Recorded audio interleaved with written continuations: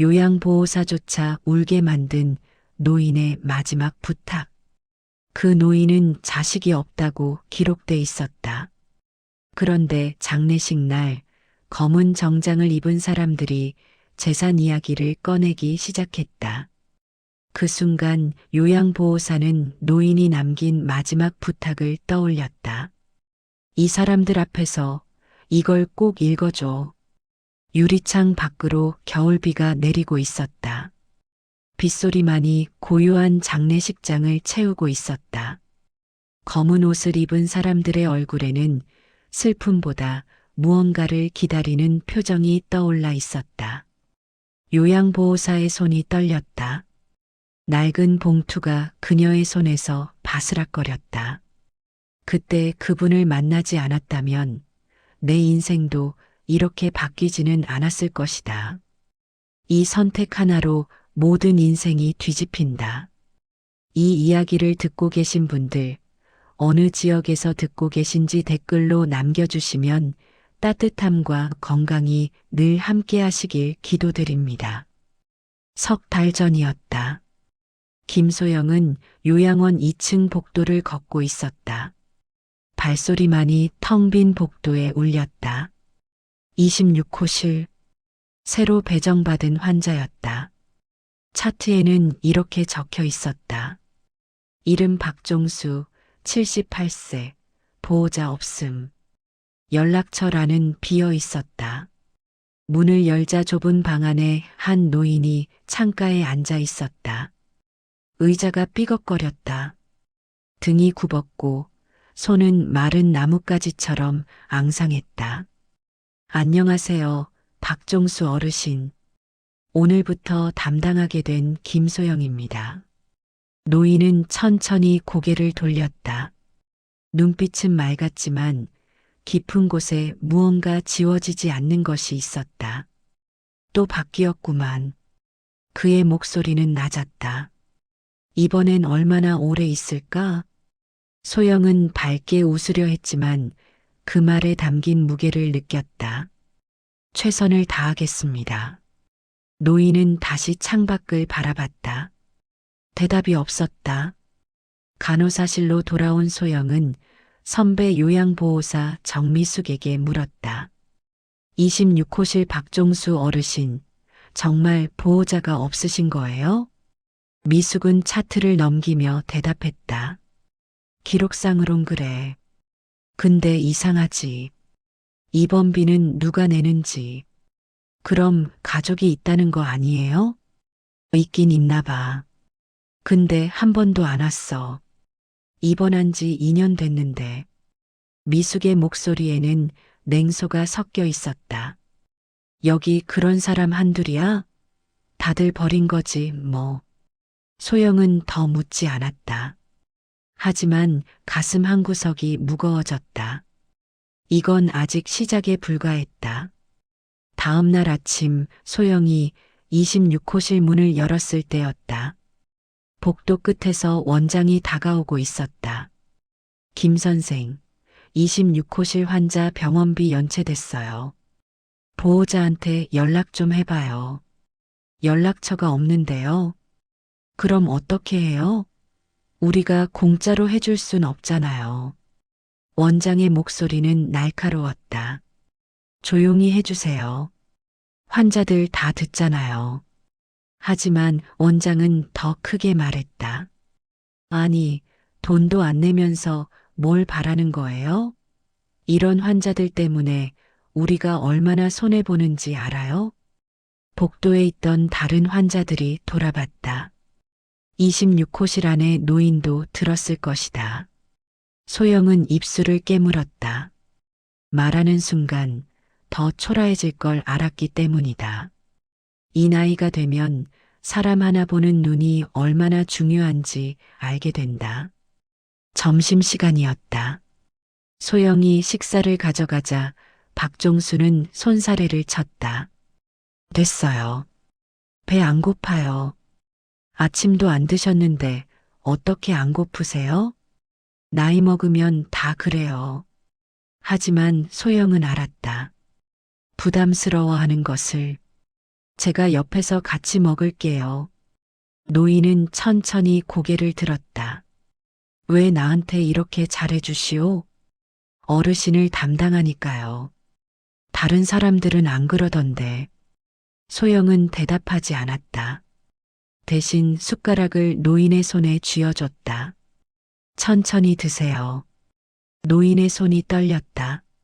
하지만 숟가락을 들었다. 바람이 창문을 흔들었다. 일주일이 지났다.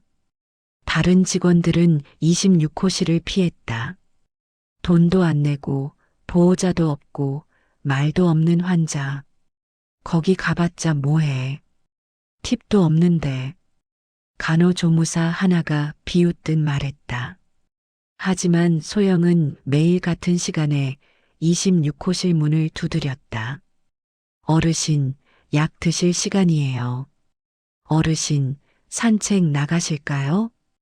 어르신, 오늘 저녁은 뭐 드시고 싶으세요? 노인은 처음엔 대답하지 않았다. 하지만 시간이 지나면서 조금씩 입을 열기 시작했다. 당신은 왜 이 일을 하오?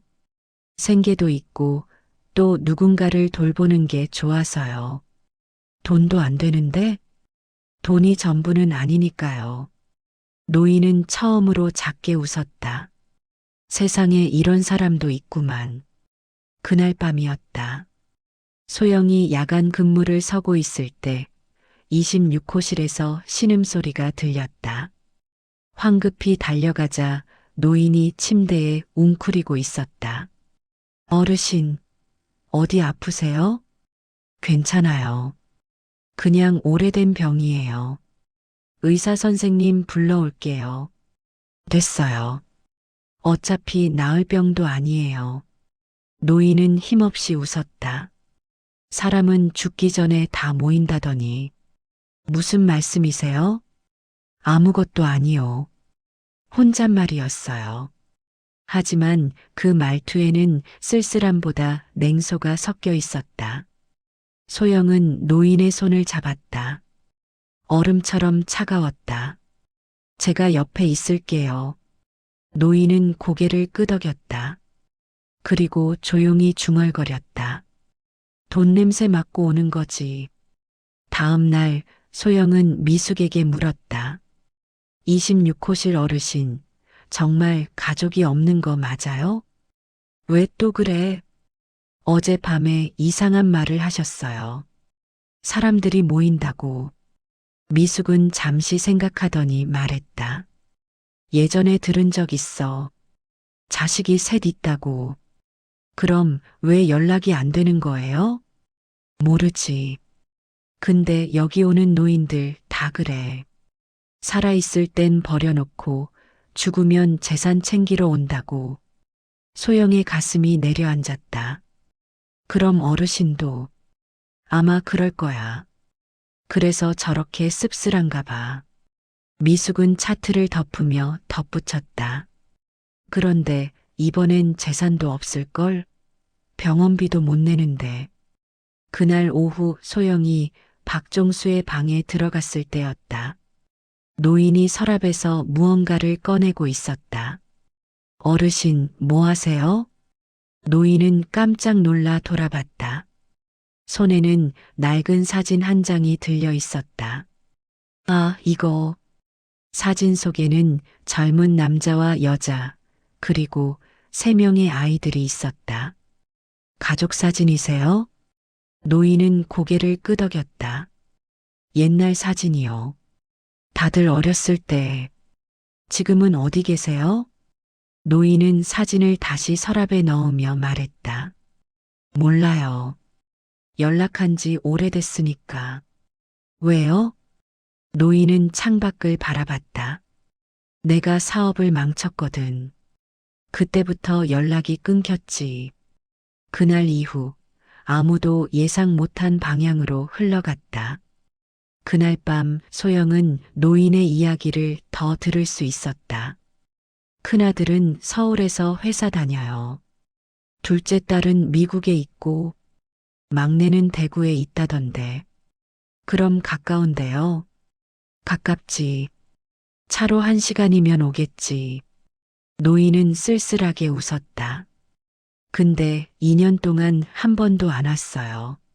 소영은 아무 말도 할 수 없었다. 제가 사업하다가 빚을 졌거든요. 자식들한테 피해를 줬지. 그때 큰아들이 말했어요. 이제 연락하지 말라고. 그래도 어떡해. 나도 이해해요. 자식들도 살기 힘들었을 테니까. 하지만 노인의 목소리는 떨리고 있었다. 요양원에 보낼 때도 전화로만 했어요. 얼굴도 안 보고. 가족이라는 말이 가장 잔인해지는 순간이 있다. 다음 날 소영은 원장실로 불려갔다. 김 선생, 26호실 병원비 3개월째 밀렸어요. 보호자한테 연락할 방법이 없다고 했잖아요. 그럼 퇴원시켜야죠. 어디로 가라고요? 그건 우리가 알 바 아니에요. 여기는 자선단체가 아니라고요. 원장의 목소리는 단호했다. 소영은 주먹을 쥐었다. 하지만 아무 말도 할 수 없었다. 말하는 순간 더 초라해질 걸 알았기 때문이다. 일주일 안에 해결 안 되면 퇴원 조치할 거예요. 복도로 나온 소영의 눈에 눈물이 맺혔다. 그날 밤 소영은 박종수에게 조심스럽게 물었다. 어르신, 혹시 자녀분들 연락처 아시는 거 없으세요? 노인은 고개를 저었다. 다 바꿨을 거요. 내가 연락 못하게. 그럼 어떡해. 괜찮아요. 어차피 나갈 때가 됐나 봐요. 노인은 담담하게 말했다. 살아있어도 집만 되는데 뭐. 그런 말씀하지 마세요. 사실이잖아요. 돈도 없고 아플 때만 많고 이런 늙은이 누가 돌보고 싶겠어요. 소영은 노인의 손을 꽉 잡았다. 저는 어르신이 소중해요. 노인의 눈에 눈물이 맺혔다. 당신 같은 사람을 이제야 만나다니. 정적만이 방을 가득 채웠다. 3일 후였다. 소영은 자신의 월급에서 일부를 떼어 병원비를 냈다. 이번 달만요. 다음 달엔 제가 어떻게든 연락처를 찾아볼게요. 원장은 못마땅한 표정이었지만 받았다. 그날 오후 박종수는 소영을 불렀다. 무슨 일이 있었소? 아무 일도 없어요. 원장이 소리를 안 지르던데? 소영은 웃으며 대답했다. 다 해결됐어요. 걱정 마세요. 노인은 한참 소영을 바라보다가 말했다. 고맙소. 정말로. 천만에요. 근데 이러지 마시오. 당신도 먹고 살아야 하는데. 소영은 고개를 저었다. 괜찮아요. 제가 하고 싶어서 한 거예요. 노인의 눈에서 눈물이 흘러내렸다. 그날 밤 노인은 소영에게 말했다. 내가 하나 부탁할 게 있어. 말씀하세요. 노인은 서랍에서 봉투 2개를 꺼냈다. 이걸 맡아주시오. 이게 뭐예요? 편지요. 하나는 내가 죽으면 장례식장에서 읽어주시오. 내 자식들이 오면 그 앞에서. 소영의 가슴이 철렁 내려앉았다. 무슨 소리예요? 어르신 아직 건강하시잖아요. 다 알아요. 이 병이 어떤 건지. 오래 못 가요. 노인은 차분하게 말했다.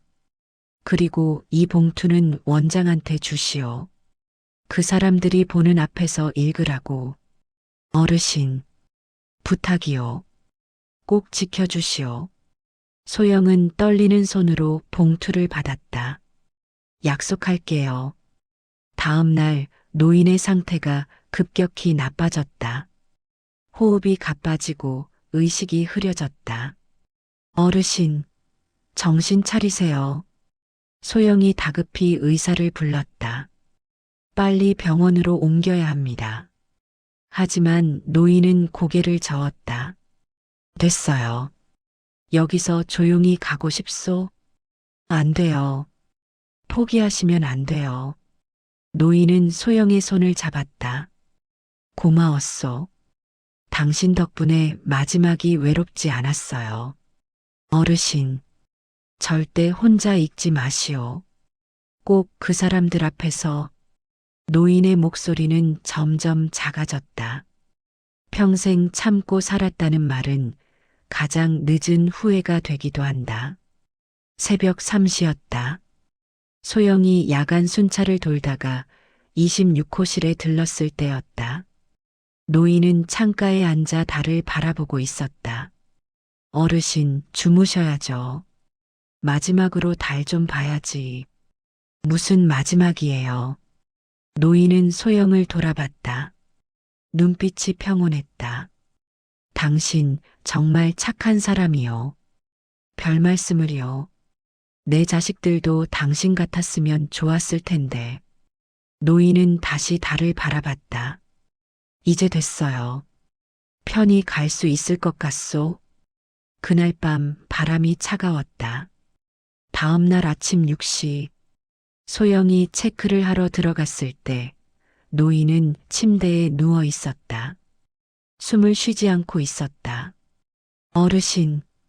소영이 달려가 맥박을 확인했다. 없었다. 어르신, 일어나세요. 하지만 노인은 평온한 얼굴로 눈을 감고 있었다. 소영은 그 자리에 주저앉아 울었다. 복도에 있던 직원들이 달려왔다. 사망 확인됐어요. 보호자 연락해야죠. 하지만 연락할 보호자가 없었다. 소영은 노인이 준 봉투를 꺼내봤다. 떨리는 손으로. 장례는 조용히 치러질 예정이었다. 하지만 이틀 후 요양원에 전화가 걸려왔다. 저 박종수의 큰아들인데요. 아버지가 돌아가셨다면서요? 원장이 받았다. 네, 이틀 전에 평온하게 가셨습니다. 장례는 어떻게 하려고요? 연락이 안 돼서 무연고로 처리하려고 했는데요. 전화기 너머에서 한숨 소리가 들렸다. 그럼 안 되죠. 제가 모시겠습니다. 장례식장 예약해 주세요. 원장은 전화를 끊으며 중얼거렸다. 결국 왔네. 소영은 그 말을 듣고 주먹을 쥐었다. 장례식장. 검은 정장을 입은 세 사람이 들어왔다. 큰아들, 둘째 딸, 막내 아들. 그들은 영정 앞에 섰지만 눈물을 흘리지 않았다. 조문객이 몇 명 들어오자 그제야 울음을 흉내냈다. 아버지. 하지만 조문객이 나가자마자 울음을 멈췄다. 큰아들이 원장에게 물었다. 아버지 유언 같은 거 없었나요? 글쎄요. 담당 보호사한테 물어보세요. 세 사람의 시선이 소영에게 쏠렸다. 혹시 아버지가 뭐 말씀하신 거 없어요? 소영은 그들을 천천히 바라봤다. 있습니다. 큰아들이 다가왔다. 뭐라고 하셨는데요? 편지를 남기셨어요. 세 사람의 얼굴이 굳었다. 편지요? 무슨 내용인데요? 여기서 읽으라고 하셨어요. 여러분이 보는 앞에서. 둘째 딸이 날카롭게 말했다. 그냥 우리한테 주면 안 돼요? 안 됩니다. 어르신의 마지막 부탁이었어요. 막내 아들이 비웃듯 말했다. 무슨 드라마도 아니고 그냥 주세요. 하지만 소영은 물러서지 않았다. 조문객들이 다 모이면 읽겠습니다. 세 사람은 서로 눈빛을 교환했다. 불안한 기색이 역력했다. 1시간 후 조문객들이 모였다. 요양원 직원들, 이웃 어르신들, 그리고 자식 셋. 소영은 떨리는 손으로 봉투를 열었다. 지금부터 박종수 어르신이 남기신 편지를 읽겠습니다. 방안이 조용해졌다. 큰아들이 말했다. 잠깐만요. 개인적인 내용이면 나중에 어르신이 여기서 읽으라고 하셨어요. 소영은 편지를 펼쳤다. 종이가 바스락거리는 소리만 들렸다. 그리고 읽기 시작했다. 내 자식들에게 너희가 이 자리에 왔다면 내가 죽었다는 뜻이겠지. 세 사람의 얼굴이 창백해졌다. 살아있을 땐 단 한 번도 묻지 않던 안부를 이제 와서 돈으로 묻지 마라. 조문객들이 웅성거리기 시작했다. 나는 너희가 왜 오지 않았는지 안다. 내가 사업을 망쳐서 빚을 져서 짐이 되어서 큰아들이 입을 열려고 했지만 소영은 계속 읽었다. 하지만 그게 나를 버릴 이유가 되진 않는다. 내가 너희를 키울 때는 돈이 없어도 버리지 않았다. 둘째 딸이 고개를 숙였다. 2년 동안 단 한 통의 전화도 단 한 번의 방문도 없었다. 내가 살아있는지 죽었는지도 몰랐겠지. 막내 아들의 손이 떨렸다. 그런 너희에게 남길 것은 없다. 내 재산은 전부 사회복지재단에 기부하기로 했다. 큰아들이 벌떡 일어났다. 뭐라고요? 조용히 하세요. 소영의 목소리는 단호했다. 너희는 내가 가난하다고 생각했겠지. 하지만 나는 사업을 다시 일으켰다. 작은 공장이었지만 10년 동안 모은 돈이 있다. 세 사람의 얼굴이 일그러졌다. 그 돈은 너희가 버린 아버지의 돈이다. 너희가 가질 자격이 없다. 조문객들이 자식들을 쳐다봤다. 비난하는 눈빛이었다. 단 한 사람, 내 마지막을 함께해준 김소영 요양보호사에게만 감사를 남긴다. 소영의 눈에서 눈물이 흘러내렸다. 내 장례비는 그녀에게서 단 한 번이라도 사람 대접을 받은 값이다. 편지가 끝났다. 장례식장은 정적에 휩싸였다. 큰아들이 떨리는 목소리로 말했다. 이게 무슨 아버지가 정신이 온전하셨겠어요? 보호사한테 속은 거 아니에요? 조문객 한 명이 말했다. 자식들은 2년 동안 한 번도 안 오고 보호사가 속였다고요?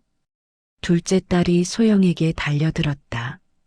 당신이 아버지를 꼬드긴 거죠? 돈 때문에. 소영은 차분하게 대답했다. 어르신이 주신 건 없습니다. 오히려 제가 병원비를 냈어요. 거짓말. 영수증 있습니다. 확인하시겠어요? 둘째 딸은 말문이 막혔다. 막내 아들이 원장에게 물었다. 재산이 정말 다 기부됐나요? 원장이 고개를 끄덕였다. 변호사를 통해 이미 처리됐습니다. 법적으로 완벽하게. 취소할 수 없어요? 불가능합니다. 고인의 의지가 명확하니까요. 큰아들이 바닥에 주저앉았다. 이럴 수가 우리가 뭘 잘못했다고. 조문객 하나가 비웃듯 말했다. 2년 동안 한 번도 안 온 게 잘못이죠. 또 다른 조문객이 덧붙였다. 살아계실 때 잘하시지. 돈만 바라고 왔으면서. 세 사람은 고개를 들지 못했다. 소영은 두 번째 봉투를 꺼냈다. 원장님, 이건 원장님께 드리라고 하셨어요. 원장이 봉투를 받아 열었다. 그리고 얼굴이 굳었다. 이게 무슨 내용인데요? 원장은 편지를 접으며 말했다. 병원비 연체 때문에 환자를 내쫓으려 했던 것에 대한 항의입니다. 조문객들이 웅성거렸다. 그리고 김소영 보호사가 자기 돈으로 병원비를 낸 것에 대한 감사입니다. 원장은 소영을 바라봤다. 당신이 그렇게까지 했어요? 소영은 대답하지 않았다. 원장은 편지를 다시 읽으며 한숨을 쉬었다. 편지에는 이렇게 쓰여 있었다. 원장에게 당신은 사업가이지 의료인이 아니다. 하지만 당신이 운영하는 곳은 사람들이 마지막을 보내는 곳이다. 원장의 손이 떨렸다. 돈도 중요하지만 사람의 존엄이 더 중요하다. 그걸 잊지 말기를. 조문객들이 원장을 쳐다봤다. 그리고 김소영 보호사 같은 사람을 소중히 대하시오. 그런 사람이 있어야 이곳이 지옥이 아니라 쉼터가 된다. 원장은 편지를 접으며 고개를 숙였다. 죄송합니다.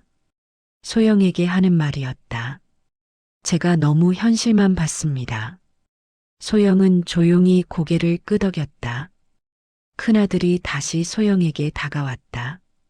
보호사님, 정말 아버지가 편하셨어요? 소영은 그를 똑바로 바라봤다. 편하지 않으셨어요. 매일 밤 자식들을 기다리셨어요. 큰아들의 얼굴이 일그러졌다. 하지만 마지막 한 달은 조금 나아지셨어요.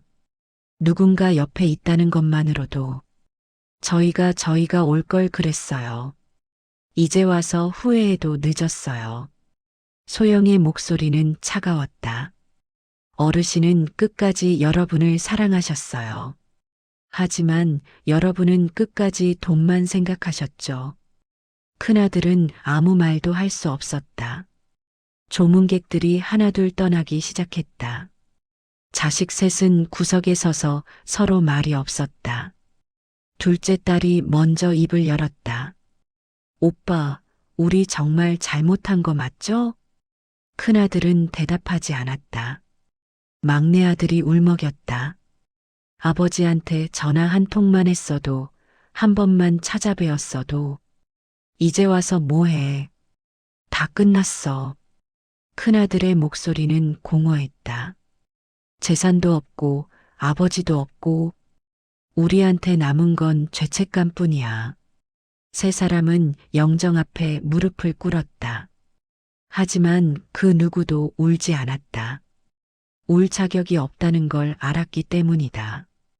장례식이 끝난 후 소영은 혼자 영정 앞에 남았다. 어르신, 제대로 전달했어요. 약속 지켰어요. 영정 속 노인은 평온하게 웃고 있었다. 어르신 말씀대로 사람들이 다 모였어요. 하지만 돈 냄새 맡고 온 거 맞았어요. 소영은 눈물을 닦았다. 어르신이 남기신 편지 많은 사람들에게 남을 거예요. 바람이 창문을 흔들었다. 효도는 죽은 뒤에 할 수 없다는 걸 많은 사람들이 알았으면 좋겠어요. 소영은 깊이 절을 했다. 편히 쉬세요, 어르신. 일주일 후 소영은 변호사로부터 연락을 받았다. 박종수 님이 당신에게 남긴 게 있습니다. 저는 아무것도 받을 수 없어요. 유언장에 명시돼 있습니다. 장례비와 당신이 낸 병원비, 그리고 감사의 뜻으로 소액을 남기셨습니다. 소영은 눈물을 흘렸다. 그리고 이 편지도 함께 드리라고 하셨습니다. 편지를 열자 이렇게 쓰여 있었다. 김소영 보호사에게 당신은 내 마지막을 사람답게 만들어준 유일한 사람입니다. 고맙습니다. 소영은 편지를 가슴에 안았다. 내 장례비는 요양보호사에게서 단 한 번이라도 사람 대접을 받은 값이다. 이 문장이 소영의 가슴에 오래도록 남았다. 그날 밤 소영은 요양원 복도를 걷고 있었다. 다른 방에서 노인들의 신음소리가 들렸다. 그녀는 한 방씩 문을 두드렸다. 어르신, 괜찮으세요? 물 좀 드릴까요? 오늘 밤 추우시죠? 담요 더 드릴게요. 작은 관심, 작은 배려. 그것이 누군가의 마지막을 바꿀 수 있다는 걸 소영은 이제 알았다. 사람은 말이 아니라 결국 선택으로 남는다. 살아있을 때 어떤 선택을 하느냐가 그 사람의 마지막을 결정한다. 오늘 이야기를 함께 해주신 여러분, 건강과 평안이 늘 함께 하시길 진심으로 기도드립니다. 지금 이 순간 어느 지역에서 듣고 계신지 댓글로 남겨주시면 늘 건강과 행복을 기원하겠습니다. 여러분의 작은 응원이 다음 이야기를 이어가는 가장 따뜻한 힘이 됩니다.